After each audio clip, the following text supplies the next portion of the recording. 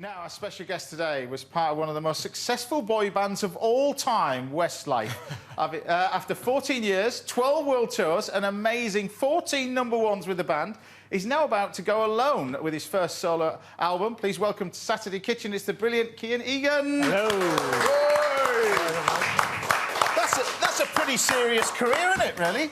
Yeah, I didn't really... You're not talking about me there. When I hear that, it's like, he's not talking about me. Talking about someone or a weirdo. But, I mean, most people recently, of course, would have known you from the jungle and everything else. But, yeah. You know, what a career that you've had in the band, really, I suppose. Absolutely. You know, I think everything that's happened with Westlife, I think, you know, I never expected any of that to happen in the first place. So everything that's kind of happening now, I'm just kind of like, you know, I've had my cake and this is just the cherry on top. You know, it's unbelievable. I never expected all of this kind of stuff to roll out of Westlife. I thought I was done. I thought I was ready to go home and you know, open up a little coffee shop or something, you know.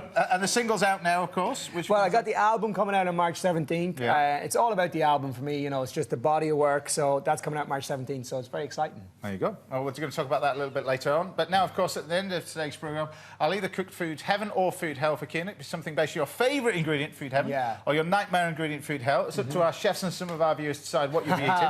So food heaven, what would it be? Well, I love curries. I'm a big curry man, but especially Indonesian curries. I remember having some fantastic Indonesian curries over the years. So I've asked for an Indonesian curry, and beef is my meat of choice. Well, you've almost written the recipe already. OK. Yeah. And what about the dreaded food hell, then?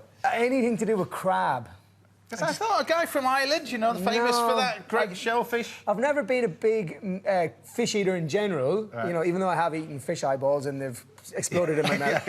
I've just never really loved fish. Fish to me has got to be really plain for me to enjoy it. Okay. So crab is just this one's definitely plain. So there you go. It's either beef or crab. For food heaven, I've got a great Indonesian or Malaysian curry in mind. Beef rendang. The beef is cooked in stock with coconut cream, lemongrass, chilli, ginger, loads of spices, and it's served with a pile of sticky rice and some homemade mango chutney to go with it. Sounds pretty good, that one.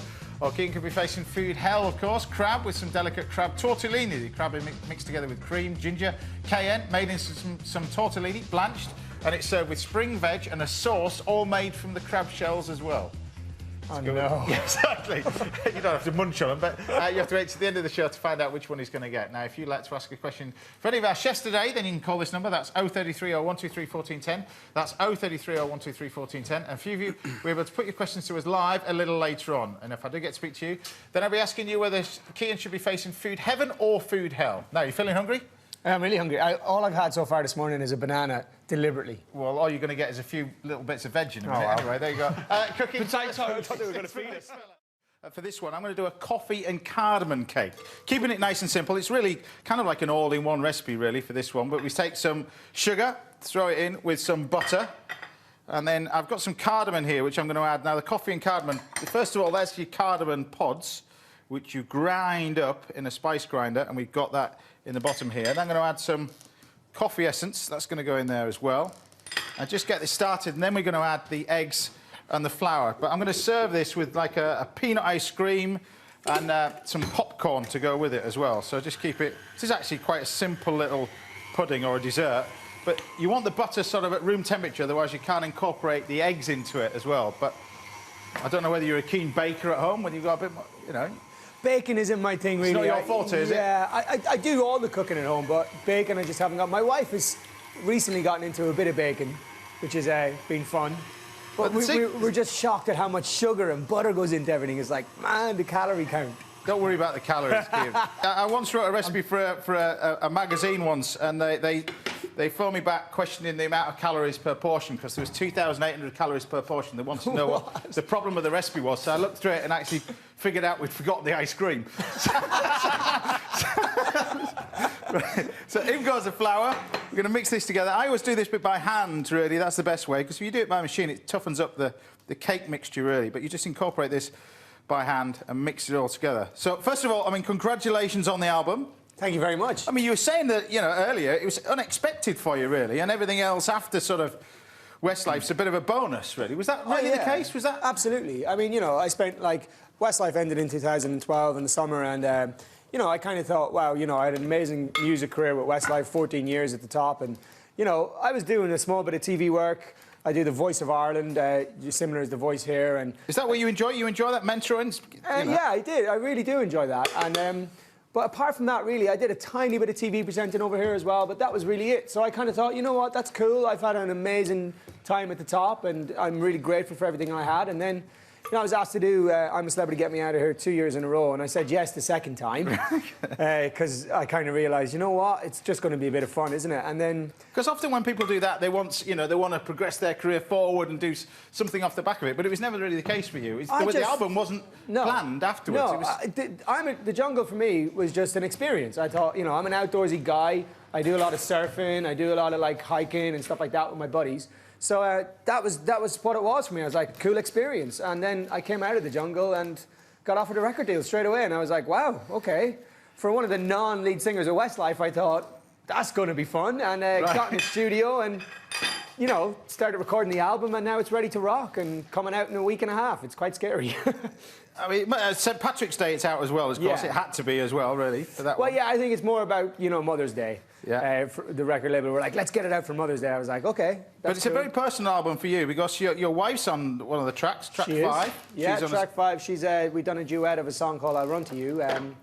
You know, and I know normally you'd get the cheese board out when you think about a husband and a wife. But singing together. That was a cover. It was Bryan Adams, didn't you? So. No, it's not. No, that's a different song. It's a Lady Antebellum song, which are an American country act. Oh, which one was the Bryan Adams one that I was listening to? That's Run to You, not I Run to You. Oh, so there's a difference there. I was close. I was close. No coconut. But yeah, so no, and you know, when you hear the song, the cheese disappears because it's really, really strong. And my wife's an amazing singer. She's a better singer than I am.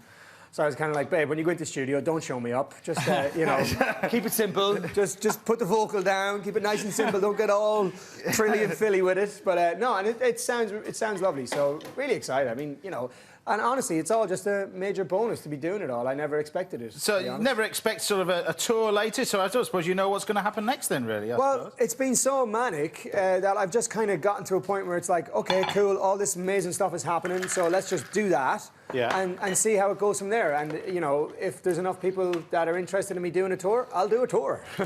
You know, it's as simple as that, really. I'm just going to recap what I've got here. We've got popcorn in here. Sugar popcorn, Kian. I don't mind, that's all right. You know, sugar popcorn. We just blitz this. Now, this is just a little... I love popcorn. Yeah, little... When I go to the cinema, it's always, can I have a mix of sweet and salt? You know, because you get a handful of sweet, and then all of a sudden you get a handful of salt. Yeah, you don't want the salty popcorn. I don't know what that's... Life's too short to eat. I know, but it's so good. It's just the contrast of the two of them in the same, you know, box. It's so nice. Is it? Have you done it? No. You should try it. It's got to be sugar. It's got to be sugar on it. Anyway, we're just going to mix this up, and you pour that over the top, you see. This is just a little bit of oil. I was going to use butter, but I wasn't allowed to. Too many calories. Well, too many calories. Precisely that as well. Now, we didn't actually mention the title of the album, so... Yeah, it's called Home, which is the lead track of the album as well. So, yeah, you know, it's just a song that had been sitting on my iPod for a while, and I thought it's such a great track. And, you know, I think it kind of resonated with me with everything that had gone on, being away from my family for so long, doing I'm a Celebrity and things like that. And you realise that it's what we all kind of really care about the most, isn't it? Is getting home to your family and your little boy. I have a little boy now who's 2 and 3 months. And, you know, he's probably at home watching. Hi, buddy. His name is Koa. But isn't the temptation to sort of put your feet up and think, you know, 14 years doing what I've been doing, travelling around the world just to go... Yeah, I mean, yes and no. I think there's, you know, you can't live your life like that, can you? Just doing nothing.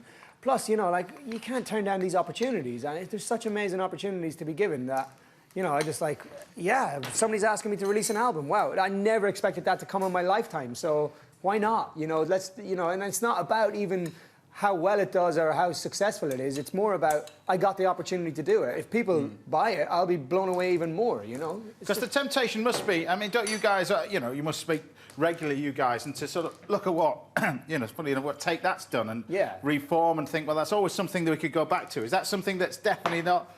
No, I mean, for me, I would find it strange if Westlife never stood on a stage together again, but that's not to say that it will or won't happen, because it's only been 2 years, and you just don't know what's going to happen in life in the next 5 to 10 years, 20 years, you know.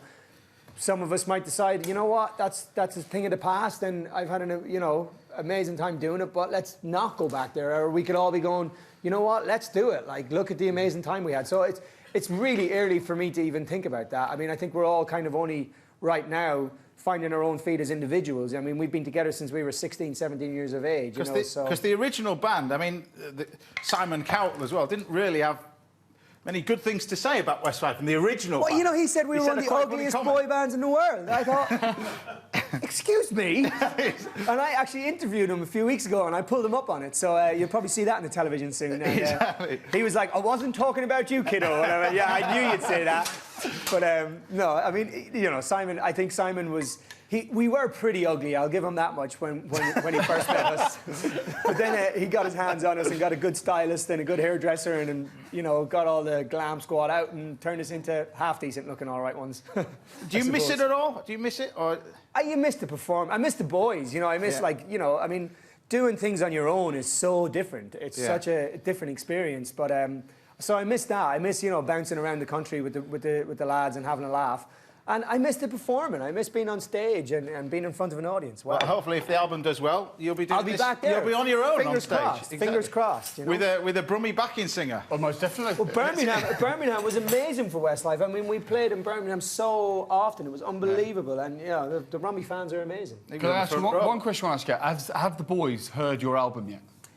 Yeah, I've been, you know, text messages and tweets and stuff like that, you know, with wishes of good luck and stuff like that. I mean, everybody, we're all genuinely good friends. So, you know, there's no kind of nasty rivalry or anything like that there, you know. But and everybody's doing really, really well since it all finished. So it's quite good. Well, I'll let you dive into that. That's the coffee and cardamom cake. There you go. So what will we cooking for Kian at the end of the show? Could be facing food heaven. That beef, an Asian-style beef rendang curry. The beef is cooked slowly in stock coconut milk along with chili, ginger, turmeric, lemongrass, loads of other spices, and it's served with sticky rice and some homemade mango chutney. Or he could be facing food hell, of course, crab and that crab-filled tortellini. I'm going to mix together the crab with ginger, cream, little cayenne pepper to make them some tortellini and gently blanch them. And it's served with a few seasonal veg and a rich sauce made from crab shells. Some of our viewers and the chefs in the studio get Kian's fate today, but you have to wait to the end of the show to see the final result. Happy with that? It's amazing. I mean, the amount of different flavours in here is incredible. Yeah, it's about 1,200 calories per portion on that one. But, you know, I did lose a lot of weight in the jungle, but I can put a bit back on. But the funny thing is, because there's so many different flavours in there, but they're not all hitting you at once, you can kind of pick them out as you're going along, if that makes sense. You see? Yeah, sweet and solid popcorn, same that's thing. Why you're, I suppose that's why you're on television, because you're pretty good, huh? Not me. I try to give it up, but to keep inviting me back again. Foodie questions. Each caller is also going to help decide what Kian will be eating at the end of the show. First on the line, we've got Michael, I think, from Belfast. Good morning, James. Good morning, Chef. What dish would you like to see, heaven or hell? Well, he's Irish, so it has to be heaven. There you go. It's got to be heaven. There you go. Mark from Aldershot. Are you there, Mark? Yes, hello. What dish would you like to see, heaven or hell? Heaven, please. Heaven it is. And Mike from Luton. Are you there, Mike? Yes, hello. And, what would you like to see, heaven or hell at the end of the show? Heaven, please. Pretty good, isn't it, Kian? Right, it's time for the Omni Challenge. Paul Rankin. Time of the show to find out whether Kian will be facing food heaven or food hell. Food heaven would be this pile of beef, Shin of Beef for this one. We're going to do sort of like a rendang sort of curry with some mango chutney and sticky rice. Food hell would be little piles of crab meat. White and dark crab meat for this one. Tortellini. It was up to these guys to decide. It was 3-0 to everybody at home. Their decision didn't really matter, but they stuck. They stuck with you on this one, so they've chosen. Oh, thanks, lads. We'll lose this out of the way. Brilliant. It's only because he wants a signed album. That's why. That's why he's doing it. So what we're going to do is going to take our beef. Now this is a Shin of Beef. This Kian. So it's basically just a one pot, chuck it all in. But first thing what you got to do is seal it first of all. So what we're going to do is take our beef, chuck it in the pan. Now the reason why we do it in separate pans, we want it to colour. Right. If I put all this in one pan, it wouldn't colour. It would just sweat in the pan. So you need to cook it in two separate pans. Keep them really hot. Start off. Just because there's so much beef in there, you need to separate it into two. Well, the temperature of the pan would reduce down, you see, and then because of that, you'd lose the heat and it would end up sweating rather than sealing. So you want to get a bit of colour on there. Spice-wise, we're going to put some onions, we're going to put some ginger, a bit of chilli, bit of garlic, all that kind of stuff in there, because I know you like it slightly a little bit hotter than normal. Yeah, I'm a really spice boy. We'll put it all in then. We'll put it all in. Do. I'm Vindaloo. Vindaloo. But I saw, you know, when you were doing the jungle, you actually cooked most of the meals that were on there, didn't you? Yeah, I probably cooked about 80% of the stuff in there. Yeah. I mean, I just stir-fried everything, you know, because it was just... You don't put much choice out there, do you? Well, that's it. The equipment you have is just so minimal. And obviously, you know, you have no salt or pepper or anything like that. So it was just a case of, yeah, I tried to, you know, fatten everybody up.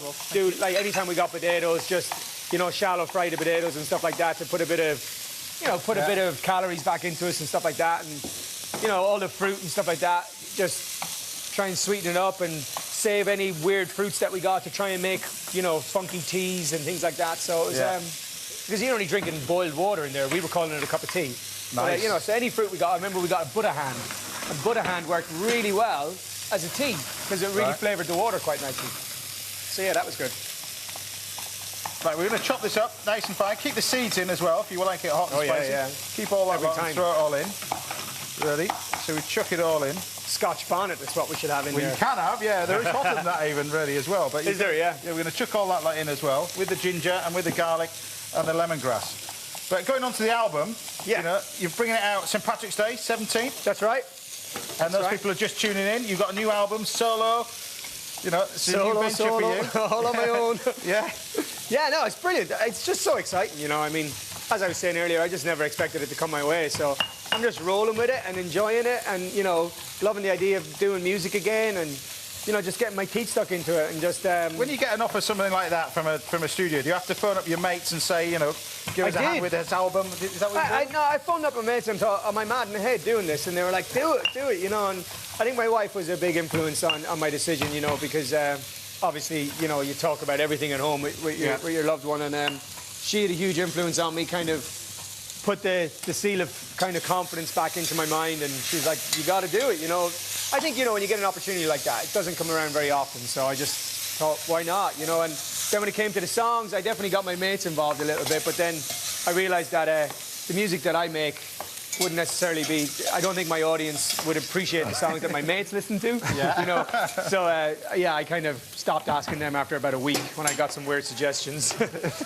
But no. Because it's a great mix on that album, really, as well. Yeah, I kind of, you know, musically what I did was, you know, I tried to not steer a million miles away from what we did in Westlife, you know, because I think, you know, you don't want to alienate your audience. Plus, I loved what we did in Westlife. But then on top of that, I tried to just, you know, be a little bit more me. So rather than being too slow and too slushy, I got it rocky and, you know, punchy and loads of guitars, loads of kind of like big epicness. I'm all about the epic kind of feel to music. So, yeah, that's kind of what I went for, and took some country songs and de-twanged them, as we would say. It's not what you expect from you, really, as well. Because you think of, you know... Well, yeah, I mean, you know, when you see me in my music video as well, you know, I got an electric guitar wrapped around me and I'm rocking out, and it's a bit more, I don't know, it's a bit more Bon Jovi, Bryan Adams-esque, if you like.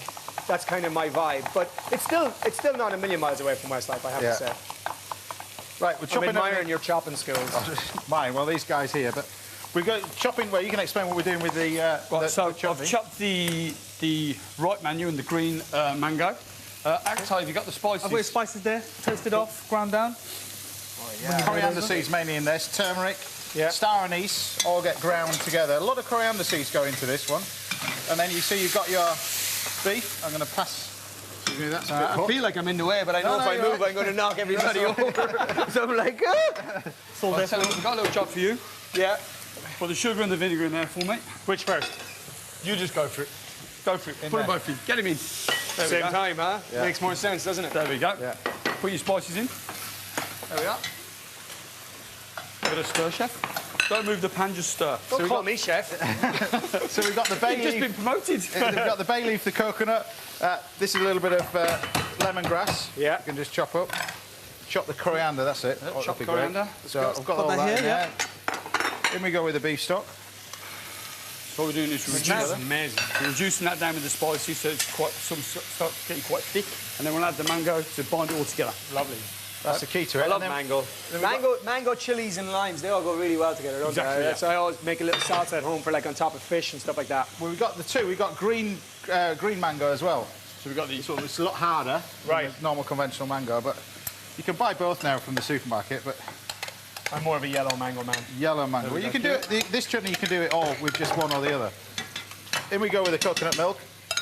And then obviously, because we use the beef shin, this is going to take a long time to cook. So what's brilliant with this is lamb shanks as well. So if you are worried about calories, can you use a nicer cut of beef? Why not? It's a bit late now, isn't it?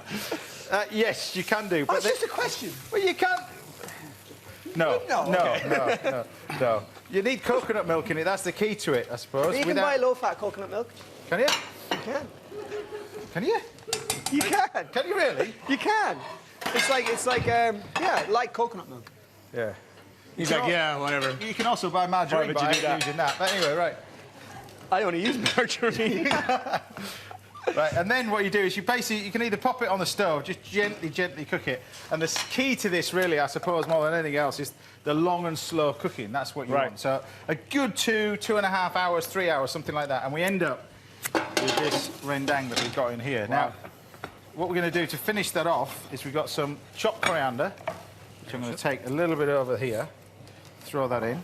And then we've got a bit of coriander's going into our chutney, and then a bit of coriander goes in to here with our rice. Now I'm going to get Glyn to finish that off, and I'll just season that up just to finish it up. You can stop stirring that. He's only giving you a job now, Kian.